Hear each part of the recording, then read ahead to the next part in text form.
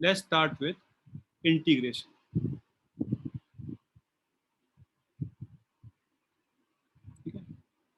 Integration is inverse of differentiation.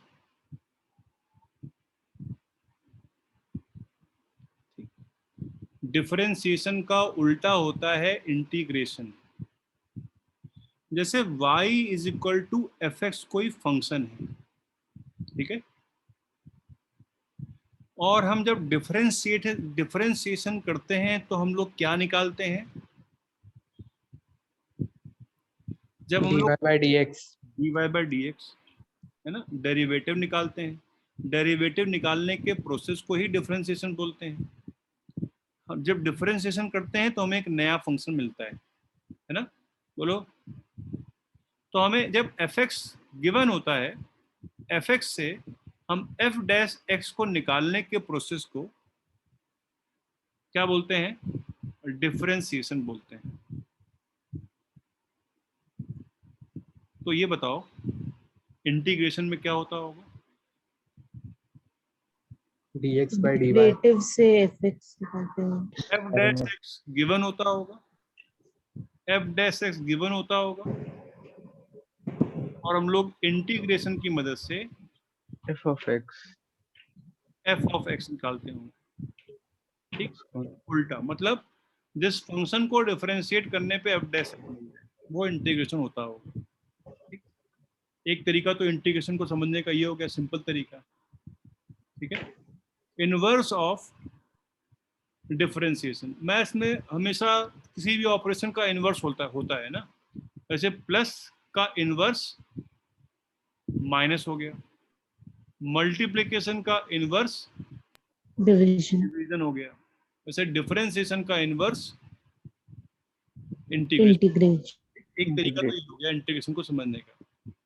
उसके अलावा integration जैसा कि नाम है, इंटीग्रेशन का मतलब एक्चुअल जो मीनिंग है वो ऐड अप करना होता है.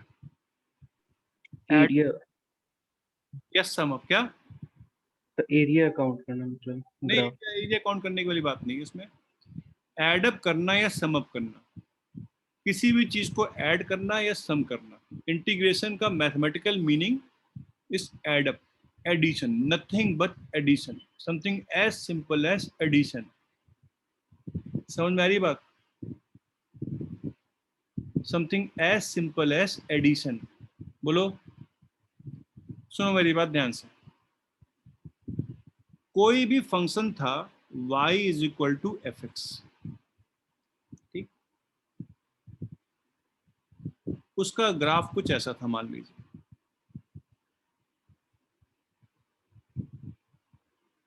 ठीक, कौन सा फंक्शन था? y is equal to f x. यहाँ पे क्या है? x, है ना. समझ में आ रहा है? अभी सिंबल सब समझ में आ रहे हैं ना, क्या क्या लिखा जा रहा है? ठीक है ना. ये सिंबल समझ में आ रहा है ना? y is equal to f x का क्या मतलब है? ये x यहाँ पे लिखा हुआ है.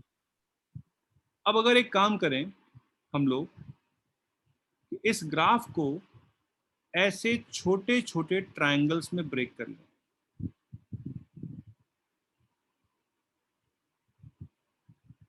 छोटे छोटे x, छोटा y, infinitely small x, infinitely small y. ऐसे छोटे छोटे ट्रायंगल्स में ब्रेक कर लें. Infinitely small x, infinitely small y.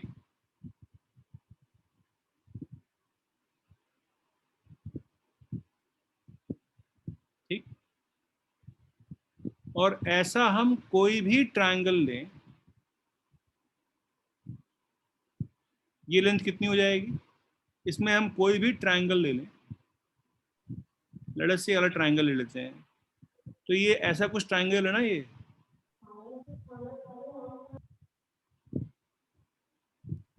बोलो. Yes sir. इसको जूम करके देखेंगे ऐसा दिखाई देगा ना. बोलो. Yes sir. Yes sir. Curve का हिस्सा ये कोई लेंथ y है, ये कोई लेंथ x. लेट अस से ये वाली लेंथ जो है वो dy है. ये वाली लेंथ है वो dx है, infinitely small length dy, infinitely small length dx। बोलो बोलो, Yes, Yes. sir. है ना। अब देखो इधर, अगर इनकी लेंथ dy1, इसकी वर्टिकल लेंथ की बात कर रहे हैं, y डायरेक्शन के अलावा लेंथ की बात कर रहे हैं, इसकी dy2, इसकी dy3, इसकी dy4, इसकी dy5, इसकी dy6, ये वर्टिकल लेंस की बात की जा रही है। यहां से देखो, इन लेंस की बात हो रही है, दिख रहा है ये जो पिंक कलर से हो रहा है। Yes, sir.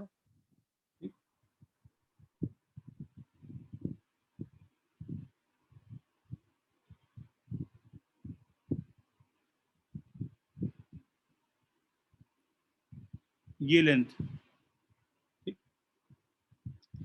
अगर हम इन सारी इनफाइनाइटली स्मॉल लेंथ, अगर हम ये dy1 plus dy2 plus dy3 plus dy4 करते करते करते करते पूरा पूरा यहाँ तक, यहाँ बोल देते हैं इसकी लेंथ है, इसकी लेंथ बोल देते हैं dyn है। हम कहाँ तक ऐड कर दें, dyn तक ऐड कर दें, हमें क्या मिल जाएगा।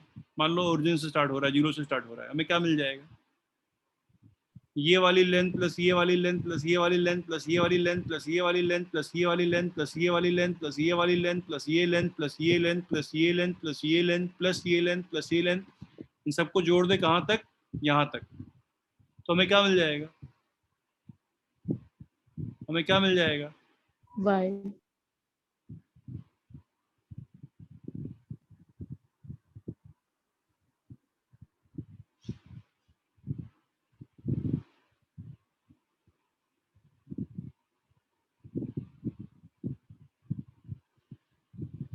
क्या हमें ये y नहीं मिल जाएगा, बोलो Yes, sir. Yes, sir. बोलो, एक ये बात समझ जाओ, है ना, समझ में आए तो बताओ। इन सारी छोटी छोटी y डायरेक्शन में लेंथ को ऐड करने पे क्या हमें ये टोटल y नहीं मिल जाएगा, बोलो Yes, sir. Yes, sir. y मिल जाएगा, कोई बड़ी बात तो नहीं है, यही इंटीग्रेशन है। ऐड करने का सिंबल क्या होता है, कैन वी से समेशन dy बराबर y, समेशन होता है सिंबल, Yes, sir. मालूम है symbol, Yes, sir. 1 to n. 1 to n, चलो ठीक है, वेरी गुड, 1 to n। लेकिन जब हम इनफाइनाइटली स्मॉल चीजों को ऐड करते हैं तो ये वाला जो समेशन होता है, यही वाला समेशन, यही वाला जो एडिशन है वो समेशन बन जाता है। इसी को हम लोग खींच देते हैं इधर उधर, ये साइन है इंटीग्रेशन का, एस है बेसिकली, ये एस क्या, ये क्या है, ये एस बना रखा है समेशन वाला S. Summation of d y बराबर क्या हम वाई बोल सकते हैं, Yes, sir. Yes, sir. Symbol. जब हम इनफाइनाइटली स्मॉल चीजों को ऐड करते हैं तो हम समेशन ये नहीं इस्तेमाल करते, ये समेशन का सिंबल इस्तेमाल करते हैं, ठीक है।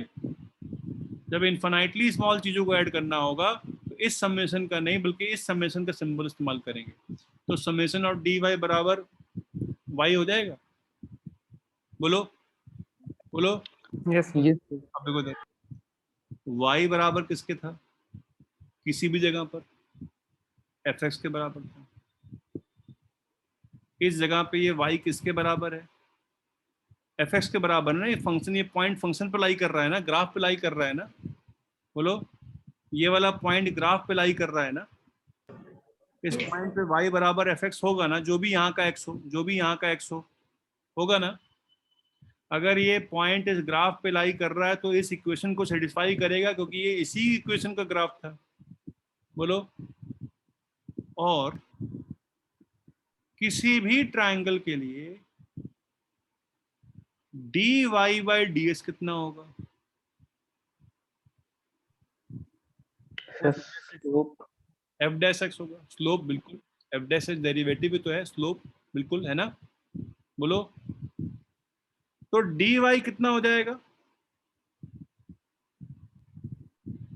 f dash x into dx हो जाएगा। बोलो, Yes, sir. Yes, sir. क्या हमें मालूम है कि dy बराबर है f dash x into dx के, क्योंकि dy बाई dx बराबर f डैश x के था और y बराबर है fx के। तो क्या हम लोग ये बोल सकते हैं f डैश x dx का इंटीग्रेशन बराबर fx होगा? y बराबर क्या पुट कर दिया? fx। dy बराबर क्या पुट कर दिया? f dash x dx। बोलो, बोलो, Yes, sir. हो गया? हो गया? समझ में आई बात? Yes, sir. समझ गया। इंटीग्रेशन में बस इतना ही समझना है। इंटीग्रेशन में बस इतना ही समझना है। यही फॉर्मूला पूरे इंटीग्रेशन में काम आएगा। f डैश एक्स dx का इंटीग्रल बराबर ds। लेकिन अब ये फॉर्मूला ही मेन फॉर्मूला है ना? थोड़ा मतलब पढ़ाई जो होनी चाहिए उसके में भी स्मार्ट तरीके होने चाहिए। आप जब पढ़ाई करते हैं, ठीक है, जब भी आप रिवाइज करते हैं, पढ़ाई करते हैं ना, अपनी सेल्फ स्टडी करते हैं, नोट्स के ऊपर तो कुछ पढ़ना नहीं है किसी को। तो जो चीज इंपॉर्टेंट है, आप जैसे पढ़ाई ऐसे नहीं करेंगे वन गो थ्रू से चले जाएंगे। अभी 70 पेजेस हो चुके हैं नोट्स के, तो ये नहीं कि आप एक लाइन से पढ़ना स्टार्ट करेंगे सबको बराबर इंपॉर्टेंस देंगे। कुछ चीज़ों की ज़्यादा इंपॉर्टेंस है उस चैप्टर, उस टॉपिक में भी कुछ चीज़ों की ज़्यादा इंपॉर्टेंस है। ये इवेलुएट करना मेरा भी काम है, आपका भी काम है। अगर मैं कहीं भूल जाऊं तो आपका भी काम है कि इसको प्रायोरिटाइज करना, ये समझना कि ये चीज़ ज़्यादा इंपॉर्टेंट है, ठीक है, उस पर ज़्यादा फोकस करना है। तो ये जो छोटी सी बात बताई यहाँ से लेके यहाँ तक, इंटीग्रेशन यहाँ से स्टार्ट किया तो पहले तो बेसिक बात बताई, यहीं पे ख़त्म हो गया। ठीक, ये छोटी सी बात दिमाग में बैठ जानी चाहिए, उसका पिक्चर बन जानी चाहिए दिमाग में, ये भूलना नहीं है। समझ में आई बात? तो देखो इधर, किसी भी function f dash x into D x का इंटीग्रेशन fx होगा। ये सिंबल इस्तेमाल किया जाएगा इंटीग्रेशन के लिए। ध्यान देने वाली बात यह है कि f डैश एक्स को जब dx से मल्टीप्लाई किया तो वो dy है। ये क्या है? ये dy ही तो है। ये पूरा पूरा टर्म dy ही की तो बराबर है। बोलो, और dy Yes, को Yes. ऐड करके y ही तो मिल जाएगा। dy को ऐड करके y ही तो मिल जाएगा हम लोगों को, है या नहीं है? Yes, sir. बस dy को ऐड करेंगे तो y मिल जाएगा, ठीक, और कुछ भी नहीं है। मतलब जब हम किसी function f dash x dx का इंटीग्रेशन f डैश एक्स का नहीं होगा बेटा, ठीक, f डैश एक्स छोटी वैल्यू नहीं है, f डैश एक्स dx का होगा। तो ऐसा कहीं लिखा हो कि integration of f dash x कितना होगा, it is a wrong statement, it has no meaning. So with respect to. नहीं, Yes, रिस्पेक्ट sir. वाली बात नहीं है। f डैश एक्स कोई छोटी वैल्यू नहीं है ना। f डैश एक्स को जब हम dx से मल्टीप्लाई करेंगे, f डैश एक्स को dx से मल्टीप्लाई कर रखा है, तब वो छोटी वैल्यू आ रही है ना, ये बराबर fx होगा। ये करेक्ट है, ठीक। ये बराबर dy के था ना। बोलो, dy इसके बराबर था ना। तो किसको ऐड कर रहे हैं हम लोग? हम लोग dy को ही ऐड कर रहे हैं बस, है ना। और dy को ऐड करने Yes, sir. पर y मिल जा रहा है। भाई ये किसके बराबर, ये किसके इक्विवेलेंट है? इसी को तो इक्विवेलेंट है, dy बराबर y। छोटे छोटे dy में होने वाले चेंज को ऐड करोगे तो पूरा y मिल जाएगा। बोलो, किसी भी फंक्शन के लिए। तो जब हम लोग f डैश एक्स dx निकाल रहे होंगे, जब हम लोग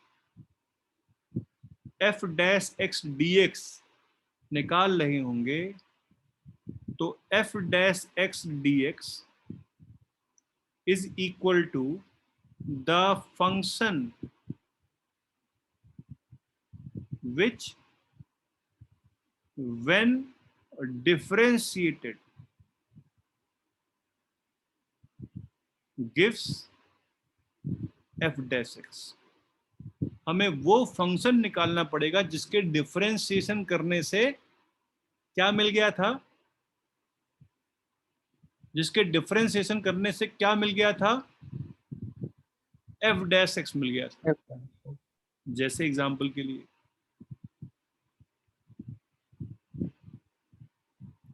अगर हम cos x dx का इंटीग्रेशन कर रहे होंगे तो हम वो फंक्शन निकाल रहे होंगे जिसको डिफरेंशिएट करने पे cos x मिल गया था।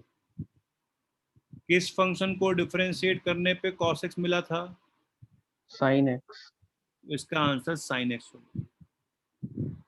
ठीक, जब हम माइनस sin x ds का इंटीग्रेशन कर रहे होंगे तो हम वो फंक्शन निकाल रहे होंगे जिसको डिफरेंशिएट करने पे माइनस साइन एक्स मिल गया था। किस फंक्शन को डिफरेंशिएट करने पे माइनस साइन एक्स मिल गया था? cos x, cos x, ठीक, जब हम लोग sec स्क्वायर x dx का इंटीग्रेशन निकाल रहे होंगे तो हम वो फंक्शन निकाल रहे होंगे जिसको डिफरेंशिएट करने पे sec स्क्वायर x मिल गया था। किस फंक्शन को डिफरेंशिएट करने पे sec स्क्वायर x मिल गया था? tan x, tan square x dx का इंटीग्रेशन tan x होगा। ठीक, जब हम लोग sec x tan x dx का इंटीग्रेशन निकाल रहे होंगे तो हम लोग उस फंक्शन वो फंक्शन निकाल रहे होंगे जिसको डिफरेंशिएट करने पे sec x tan x मिल गया था। किस फंक्शन को डिफरेंशिएट करने पे sec x tan x मिल गया था? sec x, sec x, जब हम लोग minus cos x square x dx का इंटीग्रेशन निकाल रहे होंगे तो वो फंक्शन निकाल रहे होंगे जिसको डिफरेंशिएट करने पे minus cos x square x मिल गया था। cot किस x, फंक्शन को डिफरेंशिएट करने पे minus cos x square x मिल गया था? cot cot x। जब हम लोग minus cosec x cot x का इंटीग्रेशन कर रहे होंगे तो वो फंक्शन निकाल रहे होंगे जिसको डिफरेंशिएट करने पे minus cosec x cot x मिल गया था। किस फंक्शन को डिफरेंशिएट करने पे minus cosec x cot x मिला था? cosec x। cosec x। ठीक, हमारे फॉर्मूले तैयार होते जा रहे हैं। जब हम लोग e की पावर x ds का इंटीग्रेशन निकाल रहे होंगे तो हम लोग वो फंक्शन निकाल रहे होंगे जिसको डिफरेंशिएट करने पे e की पावर x मिल गया था। तो e की पावर x ds का इंटीग्रेशन कितना होगा? a की power x, e की power x, जब हम लोग dx बाई x का इंटीग्रल निकाल रहे होंगे, dx देखो सब में पहले से मल्टीप्लाई है तो dx यहाँ पे भी, तो बेसिकली 1/x ds का इंटीग्रेशन इसके बराबर हो जाएगा ये log x। log x, ठीक, समझ में आ रही बात? डिफरेंशिएशन वाले फॉर्मूले अगर याद हैं तो इंटीग्रेशन वाले अपने आप ही आ जाएंगे। ठीक है, लेकिन कम से कम ये जो फॉर्मूले यहाँ लिखे हुए हैं अभी 1 2 3 4 5 6 7 8 लिखे हैं ना, इनको अच्छी तरीके से रटना है। ठीक है, कायदे से इनको रटना है। ठीक है,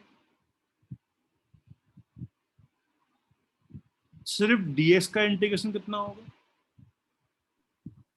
x, x। dy का इंटीग्रेशन y था तो सारे ds को जोड़ोगे, छोटे छोटे ds को जोड़ोगे तो x मिल जाएगा। बोलो, उसके अलावा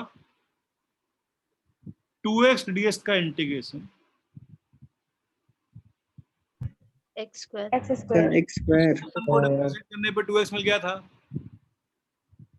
इनवर्स सोचना पड़ेगा, उल्टा सोचना पड़ेगा, x स्क्वायर। है ना।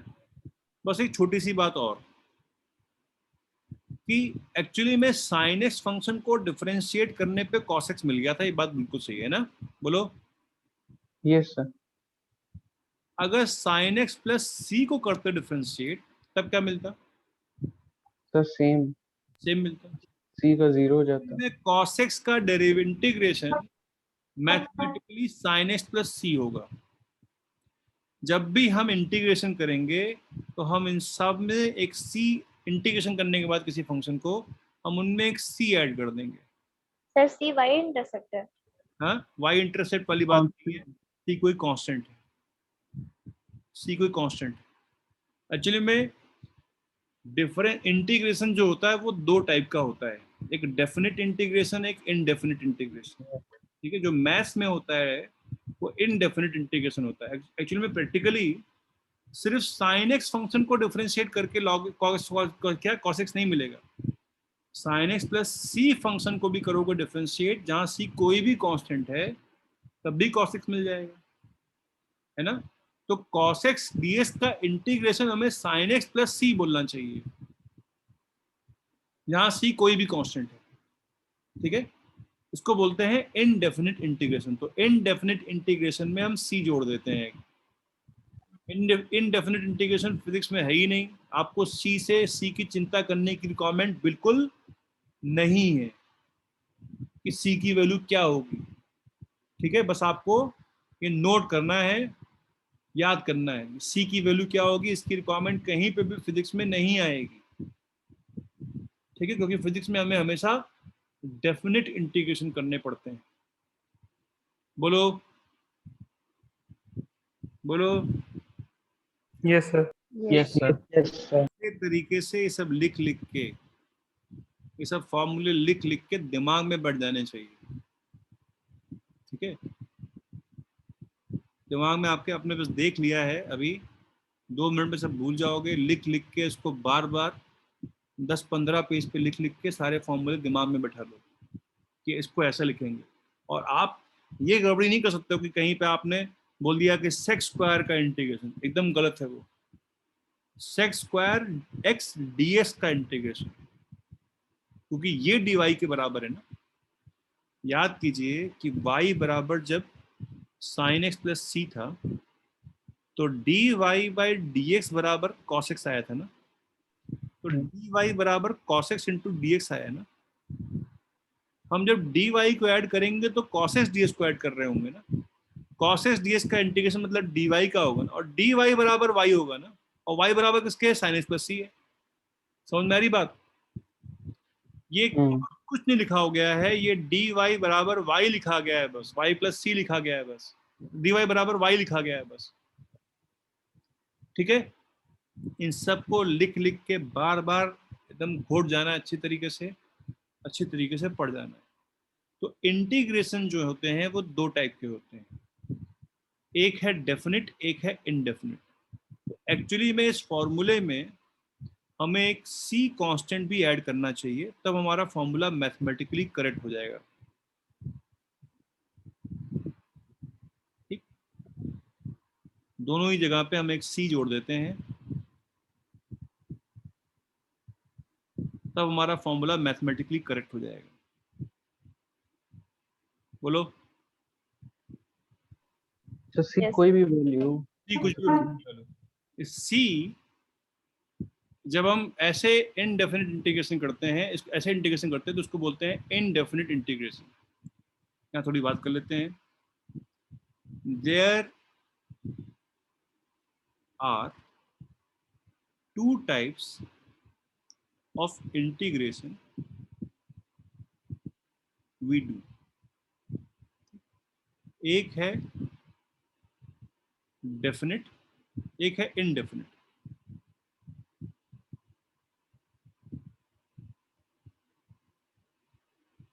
दूसरा है डेफिनिट। आप जब 12th क्लास में आओगे तो ये आपको 2 चैप्टर्स मिलेंगे, 2 अलग अलग चैप्टर हैं, 2 अलग अलग बुकलेट मिलेंगी आपको, एक डेफिनेट इंटीग्रेशन की, एक इनडेफिनिट इंटीग्रेशन की। पर इसमें रेंज दी गई हो।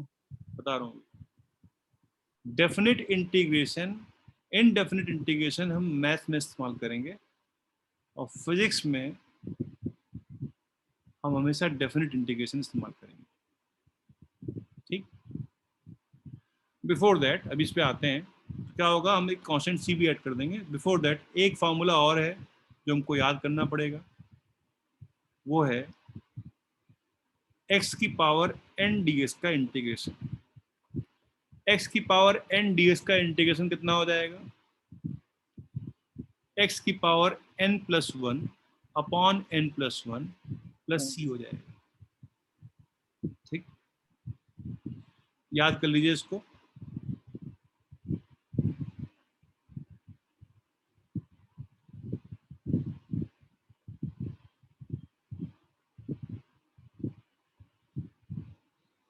ये कैसे आया, मान लेते हैं कि y बराबर x की power n+1 upon n+1 plus c, तो dy बाई डी कितना आ जाएगा बेटा, चलिए बताओ।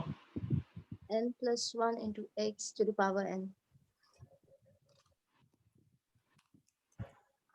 और कुछ, n into x to the power of n multiplied by n+1 minus n into x की पावर n+1 upon n+1 का होल स्क्वायर। x की पावर n हो जाएगा बस।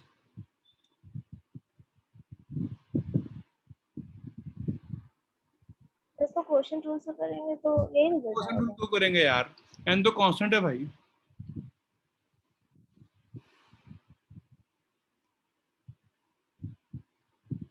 n तो कांस्टेंट है यार। यस सर, न्यूमरेटर पे ऑपरेट करेंगे। ये n+1 बाहर आएगा, यहाँ -1 हो जाएगा, n+1 से n+1 कैंसिल नहीं हो जाएगा,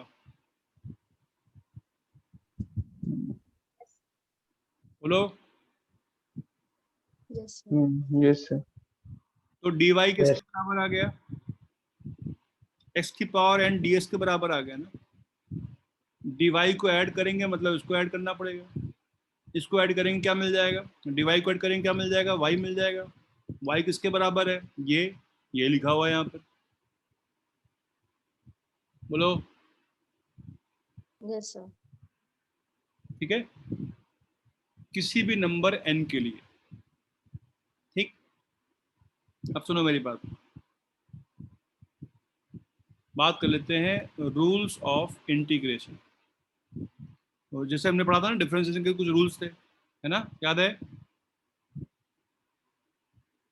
कुछ याद है, यस सर। कितने रूल थे पढ़े थे हमने, डिफरेंशिएशन के कितने रूल पढ़े थे हम लोग ने,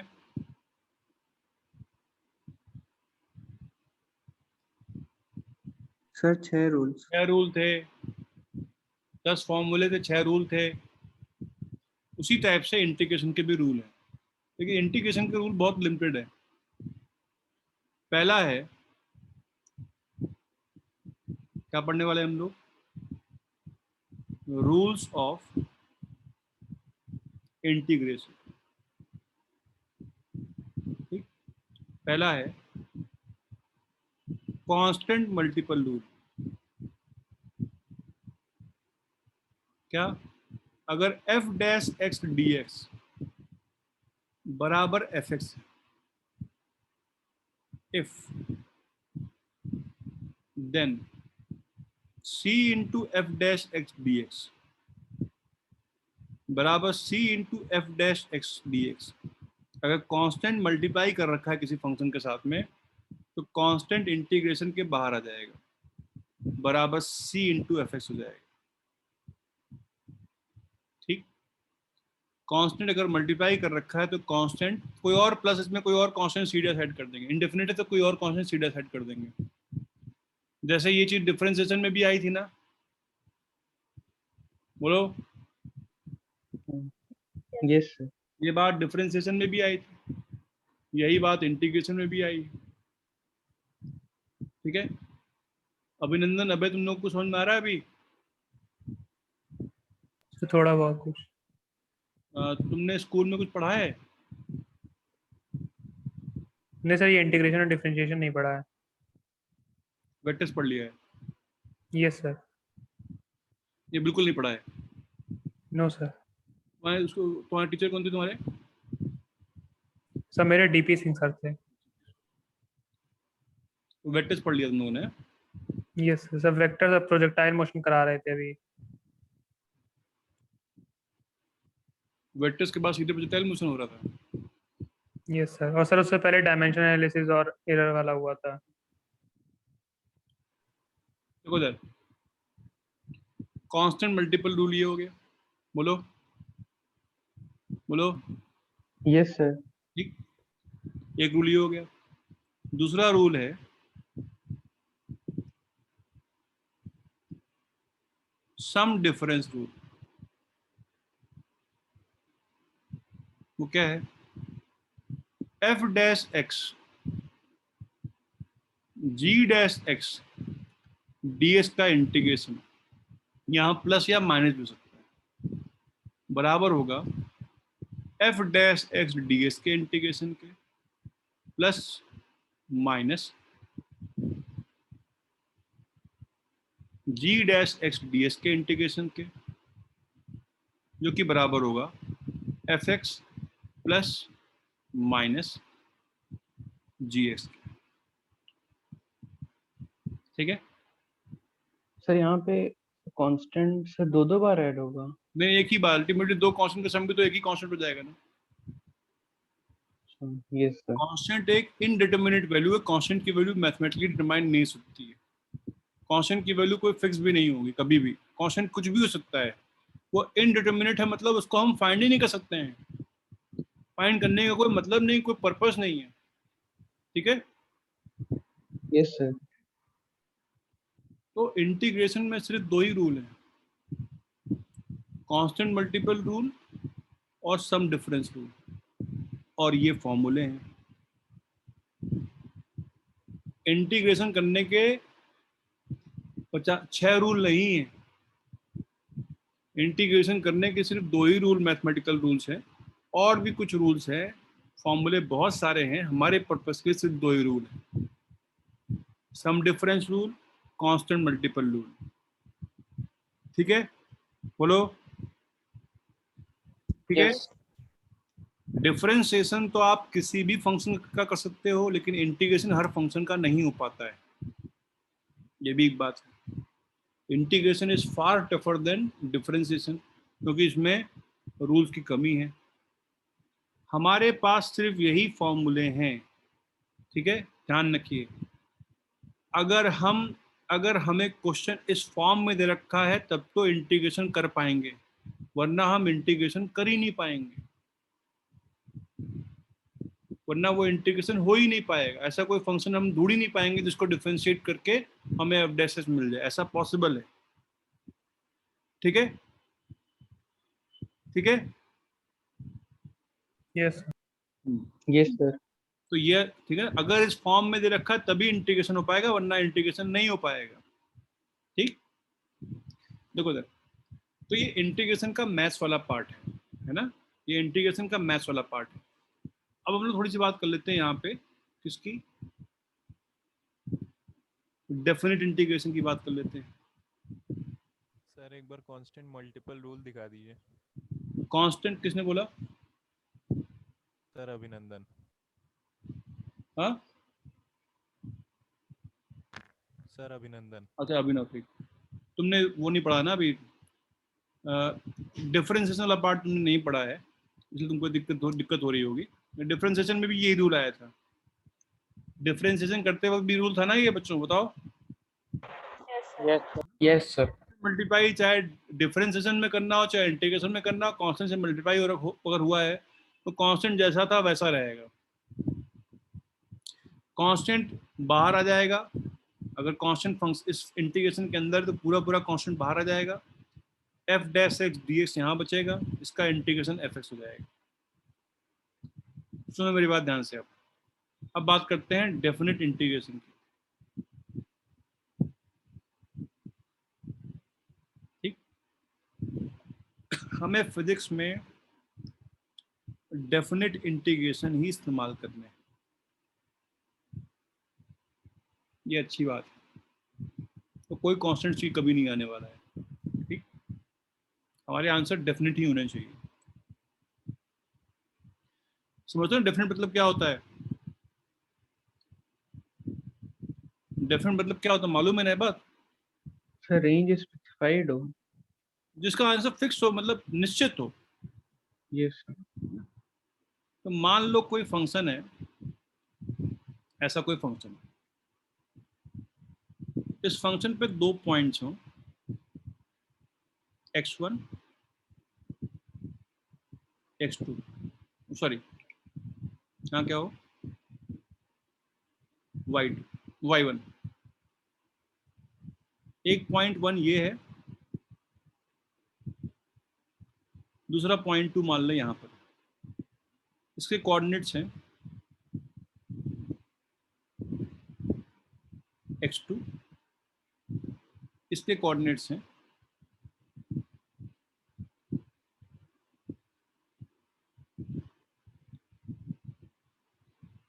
y2। ठीक, 2 पॉइंट्स हैं, दोनों पॉइंट्स इस ग्राफ पे लाई कर रहे हैं किस फंक्शन के? मान लो हमारा function y equal to f x, कोई भी फंक्शन है, तो क्या y1 बराबर f(x1) होगा? Yes sir. क्या y1 बराबर f(x1) होगा? Yes sir. क्या y2 बराबर f(x2) होगा? Yes, sir. बोलो बोलो, है या नहीं? बताओ यार। Yes sir.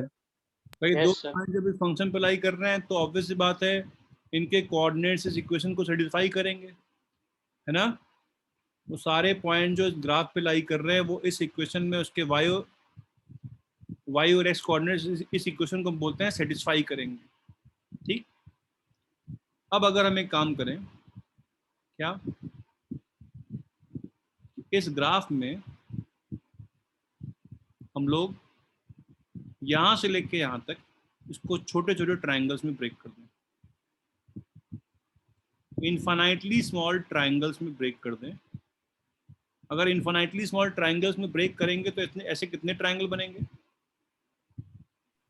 इनफाइनाइट। इनफाइनाइट बन जाएंगे।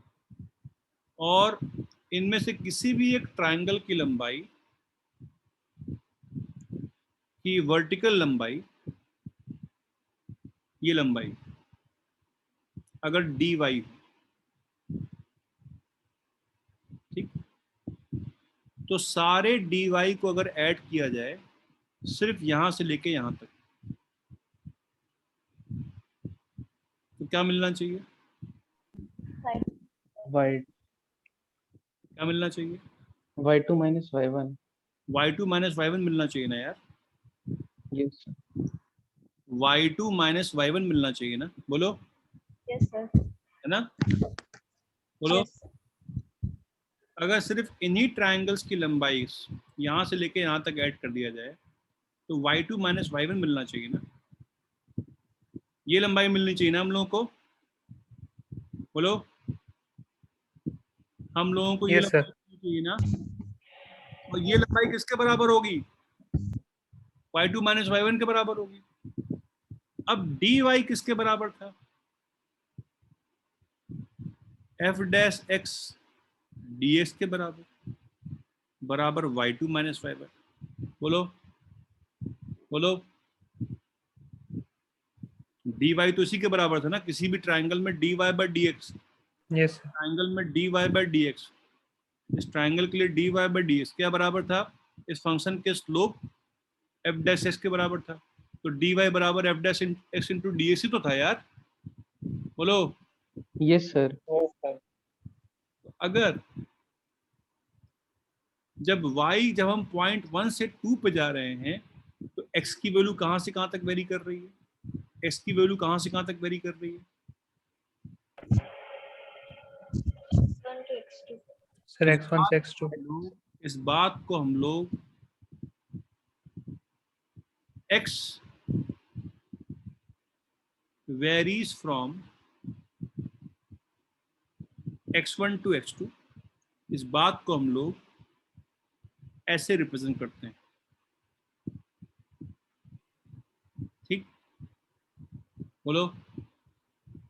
Yes sir.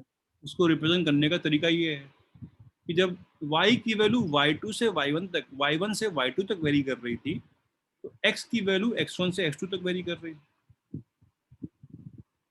ठीक। और y2 बराबर किसके था? fx2। y1 बराबर किसके था? fx1। Finally we can write क्या? Sorry, f dash x, f dash x dx x1 से लेके x2 तक बराबर fx2 माइनस fx1। ध्यान रखिए ये डेरिवेटिव है, ये डेरिवेटिव नहीं है। ठीक है, बोलो। Yes sir. यस और formula for indefinite integration, for definite integration. Definite integration के सवाल में इसी फॉर्मूले को लगाना है। ठीक है, तो आपको उस सवाल में लिमिट्स, इसको बोलते हैं x1 x2 को बोलते हैं limits. x1 and x2 are called as limits, yes sir. Are called as limits. x1 and x2 are called as limits. ठीक, आपको सवाल में लिमिट दे रखी होंगी। अभी फिलहाल के लिए हम लोग इससे पूरे से क्या हो जाए, कन्वर्जेंट हो जाए, है ना। इससे मतलब हमें ये टर्म्स मालूम चल जाए कि अच्छा ऐसा हम लिखते हैं, ये लिखने के तरीके हैं, है ना। आप लोगों के लिए नए हैं ये, तो अभी इस लिखने के तरीके में भी थोड़ा स्ट्रगल करेंगे आप लोग। लिखना ही नहीं आएगा कि कैसे लिखा जाए, स्पेसिफाई कैसे किया जाए, इंडिकेट कैसे किया जाए। लेकिन ये बहुत प्रिसाइज चीजें हैं, ये नहीं कि आपका जो मन करे वो लिख दें। समझ में आ रही बात? ये नहीं कर सकते कि आपका जो मन करे वो लिख दें, कि दिमाग कहीं और है, लिख कुछ और रहे हैं। ऐसा नहीं, ये चीजें प्रिसाइज चीजें, हर चीज का एक मतलब है। आप उस मतलब के साथ छेड़छाड़ नहीं कर सकते हो। तो अगर ये x1 x2 है तो x1 x2 यही लिखना है, यहाँ पे f डैश ऐसे ही लिखना है, ये आपको दिया हुआ होगा, यहाँ पे ds दिया होगा, यहाँ पे fx2 बराबर fx2 माइनस fx1 होगा। ये फॉर्मूला याद कर लें, इसको लिख लिख के। डेफिनेट इंटीग्रेशन में इस फॉर्मूले के अलावा और कुछ नहीं, लेकिन इस फॉर्मूले को लगाने के लिए 3 स्टेप्स इन्वॉल्व, 3 स्टेप्स हमें करने पड़ेंगे। बेसिकली क्या होगा, आपको एग्जाम्पल ऐसे दिया होगा, find f dash x dx x1 से x2। ठीक, अभी फिलहाल के लिए इन स्टेप्स को फॉलो करेंगे तो गलतियां नहीं होंगी। कुछ समय बाद डायरेक्ट आंसर लिख देंगे, तो और प्रैक्टिस होने के बाद आप डायरेक्ट आंसर लिखेंगे। अभी फिलहाल के लिए इन स्टेप्स को फॉलो करेंगे। ठीक, तो स्टेप 1 हम बोलेंगे f डैश x dx, यहाँ पे x1 x2 रहने देते हैं। सबसे पहले हम बोलेंगे fx, हम वो फंक्शन निकालेंगे जिसको डिफरेंशिएट करके f डैश x मिल गया। सबसे पहले हम लिखेंगे fx। स्टेप 1 में ये काम करेंगे। ठीक है, ठीक है। Yes sir. Sir. Yes step 2,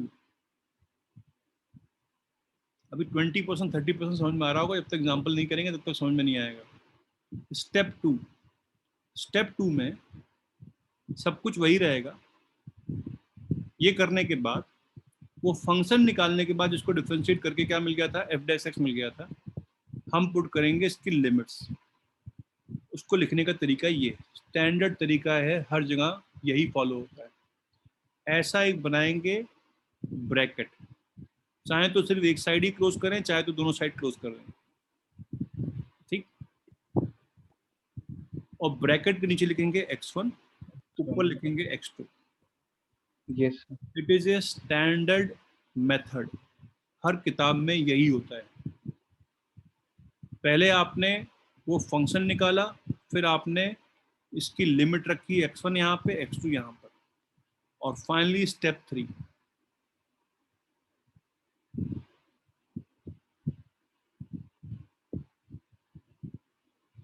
अब एक बार हम x2 की वैल्यू डालेंगे, एक बार हम x1 की वैल्यू डालेंगे, जो फंक्शन आया उसमें f of x2 minus f of x1।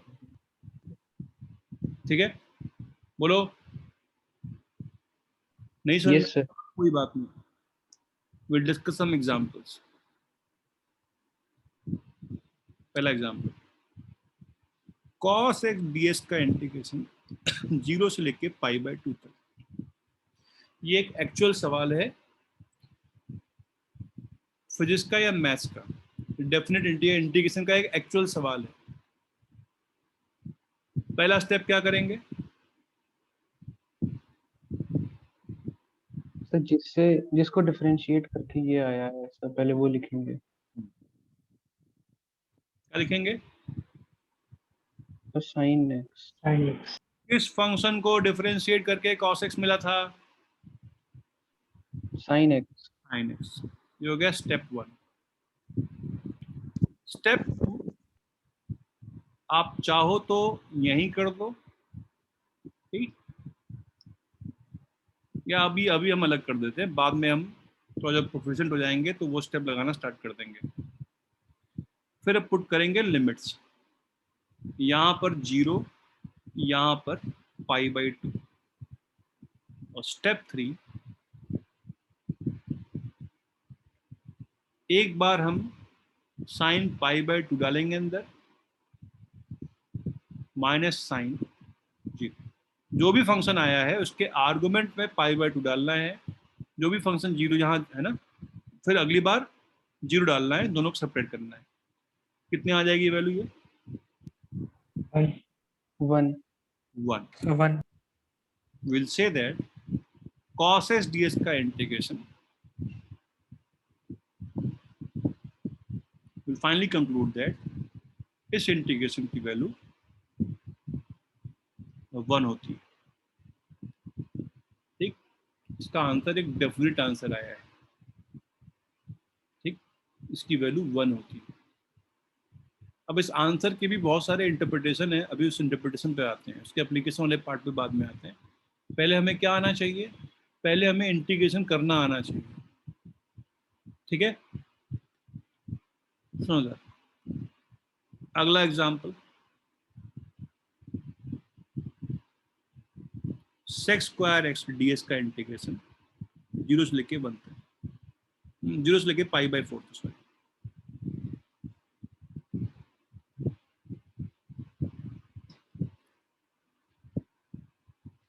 पहला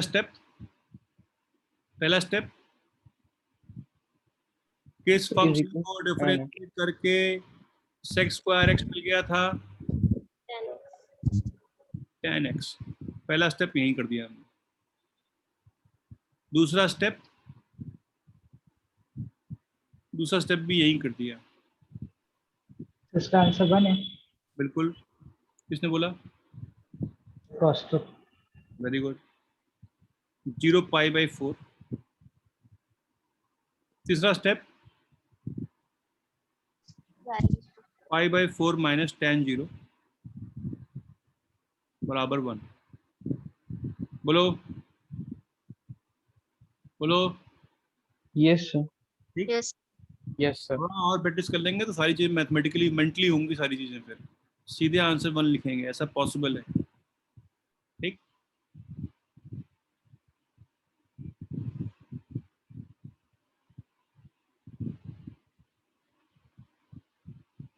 e की पावर x ds का इंटीग्रेशन 0 से लेके 1 तक,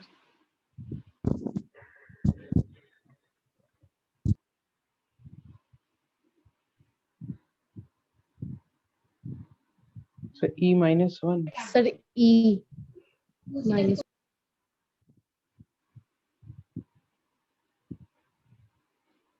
अभय और अभिनंदन, तुम लोग मालूम है सर क्या? E-1 होगा सर। हाँ, किसने बोला?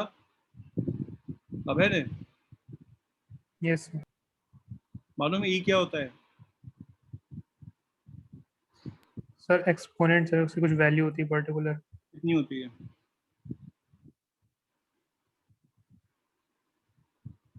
सो वैल्यू नहीं पता। श्रेयांशी क्या वैल्यू होती है श्रेयांशी?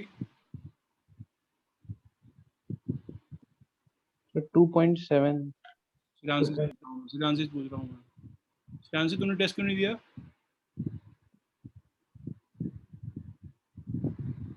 श्रेयांशी सर वो मेरा सर भी लॉगिन नहीं हो पा रहा है सर उसमें। अच्छा, इसकी वैल्यू कितनी होती है? ई की वैल्यू कितनी होती है? सर 2.7 बोलने दो। 1 ई की वैल्यू 2.718 होती है, इरेशनल नंबर है ना, तुमने तो मैथ्स में पढ़ा होगा ई तो। Yes sir. तो फिर तुम लोग को याद नहीं है अभी तक?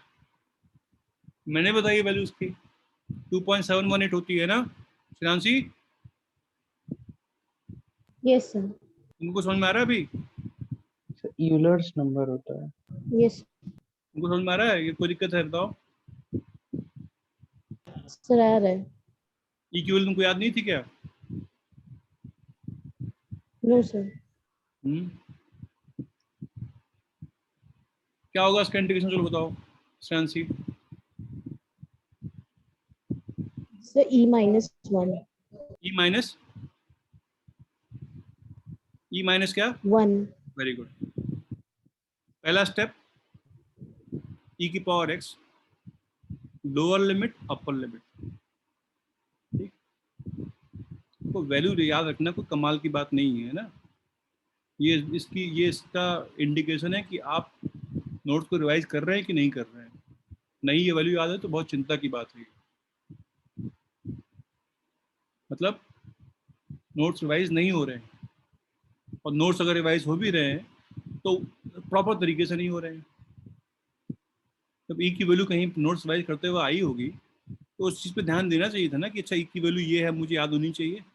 जब तक आप डेलिब्रेट एफर्ट नहीं करोगे उसको याद करने में, तब तक आप याद ही नहीं कर पाओगे। बोलो अब क्या करेंगे? ई की पावर अपर लिमिट रखेंगे, ई की पावर लोअर लिमिट रखेंगे, कितना आ जाएगा? ये E-1 हो जाएगा, ठीक। समझ में आ रहा है कुछ? Yes sir. Yes sir. Yes sir. Integration of 2s ds करना हो 0 से लेके या 1 से लेके 2 तक,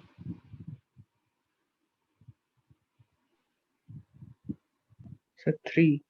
वेरी गुड।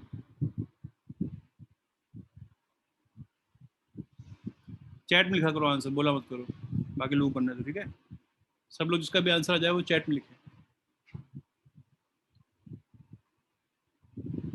क्या होगा आंसर? 3।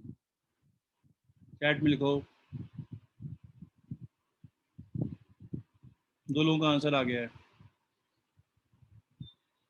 ठीक। 3 कौस्तुभ, ठीक। सार्थक, श्रेयांशी, अपने देवांश, अमित कुमार, शिवांगी, अभव।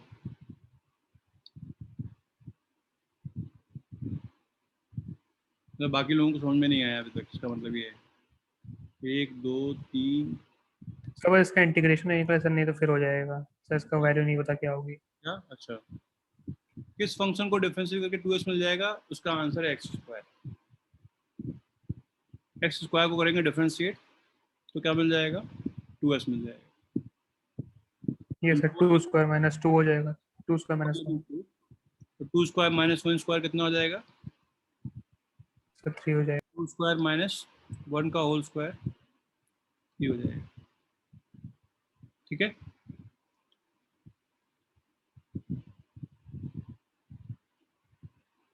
अदनान तुम्हारा आंसर नहीं आया, अभी अभी आया आंसर। सर वो सेंड पहले ही कर दिया था, तो देर में सेंड होगा। चलो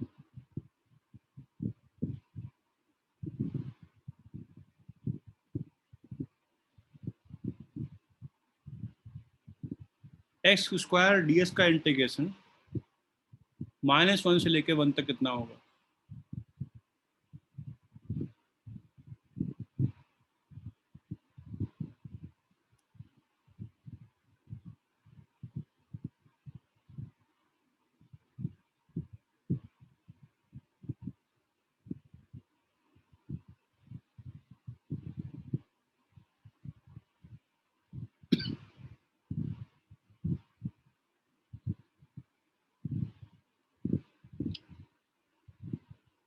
जीरो इसका आंसर बिल्कुल नहीं होगा।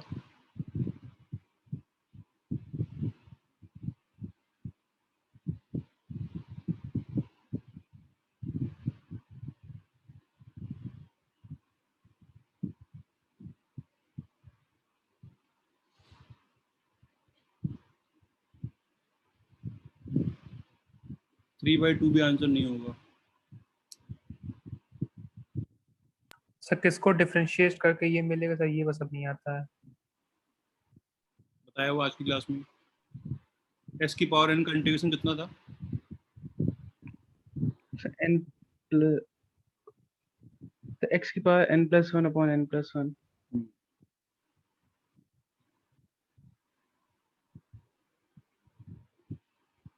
है ना? ये कितना हो जाएगा? एस की पावर 3/3 हो जाएगा। बोलो बोलो।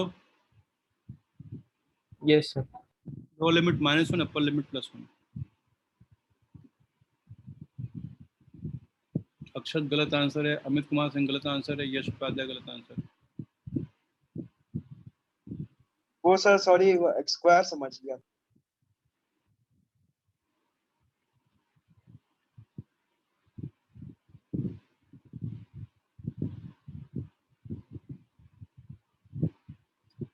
मैंने आज ग्रुप पे डीपीपी A1 से लेके A10 तक आंसर डाल दिए, A10 या A11 तक आंसर डाल दिए है ना। A3 सबकी सबमिट हो गई है। Yes sir. Yes sir. चलो A4 मैंने कहा कह दिया था मेरे के, लेकिन मैंने लिंक नहीं डाला था। A4 और A5 सबमिट करनी है। सर A1 A2 क्या है सर? A1 A2 DPPs हैं सारी।